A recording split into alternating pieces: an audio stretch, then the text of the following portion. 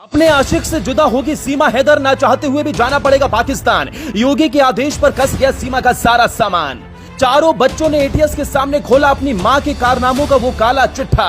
सीमा हैदर भी हो गई सन्न, प्रेम में पड़े सचिन की आंखें हुई नम। 8 घंटे की पूछताछ में अधिकारियों के छूटे पसीने, जब सीमा ने उगले गहरे राज। सचिन से पहले भी दिल्ली के कई लड़कों से सीमा ने की थी गंदी बात। यूं तो प्यार हर सरहद को पार कर सकता है, समाज की हर तोहमत झेल सकता है, लेकिन जब वही प्यार अचानक से बदल जाए तो फिर उसकी भावनाएं और परिभाषाएं भी बदल जाती हैं। इन दिनों पूरे देश में चर्चा का विषय बनी 4 बच्चों की मां सीमा हैदर के साथ भी यही हो रहा है। सीमा हैदर आज वो नाम बन गया है जिसके आने से देश में सनसनी फैल गई, जिसने देश की सबसे बड़ी जांच एजेंसियों की नींद उड़ा दी। पुलिस महकमा भी हिल गया, जिसके भारत आने से महाभारत छिड़ गया। लेकिन अब उस सीमा को देश छोड़कर जाना होगा, उसकी पूरी व्यवस्था कर ली गई है। दरअसल जब से पाकिस्तान की सीमा लांघकर सीमा अपने आशिक से मिलने भारत पहुंची, तब से ही सवालों की बौछार उस पर हो रही थी। फिर अचानक से सीमा सचिन गायब हो जाते हैं। कड़ी मशक्कत के बाद दोनों को ढूंढ निकाला जाता है और फिर 2 दिनों तक बंद कमरे में एटीएस कथित पाकिस्तानी जासूस सीमा हैदर से पूछताछ करती है। और भी जो हुआ, जो सच्चाई सीमा ने कबूली, उसे सुनकर पास में बैठे सचिन के आंखों में आंसू आ गए। इतना ही नहीं, तीखे सवालों की बौछार के बीच एटीएस ने सीमा के सामने उनके 4 बच्चों को ला खड़ा किया।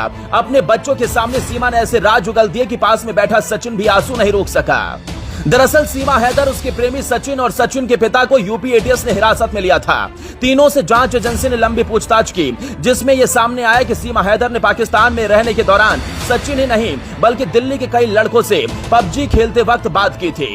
वो उनके संपर्क में भी आ गए थे, जिसे सुनकर सचिन का दिल टूट गया।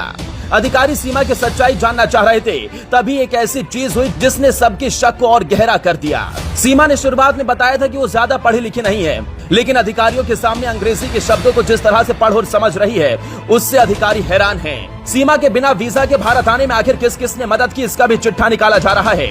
एजेंसी इस बात की जानकारी जुटा रही है कि सीमा यूएई और नेपाल के रास्ते अकेले भारत में कैसे आ गई।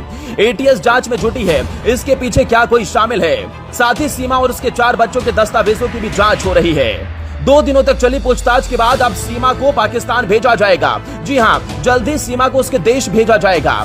इसे लेकर कानूनी कार्रवाई चल रही है। Special DG law and order Prashant Kumar ने कहा कि जल्दी हमारी एक टीम जांच करने नेपाल जा रही है। उसके बारे में वहां जाकर सारी डिटेल निकाली जाएगी। आखिर किसकी मदद से वो भारत आई है और उसका असली मकसद क्या है।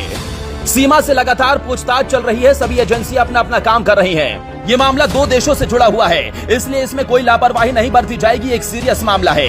इतना ही नहीं, जांच में यह भी मिला कि सीमा हैदर ने भारतीय सेना के कुछ जवानों को फ्रेंड रिक्वेस्ट भी भेजी थी। जांच टीम इसके पीछे का मकसद के बारे में पता लगा रही है। वहीं इस मामले पर सीमा हैदर ने कहा कि उसके नाम से फर्जी प्रोफाइल बनाई गई होगी। हालांकि जांच एजेंसी अब उसको लेकर गंभीर है। फिलहाल एटीएस हर एंगल से जांच कर रही है। एटीएस ने नोएडा पुलिस द्वारा की गई जांच रिपोर्ट के केस फाइल की भी जांच की है।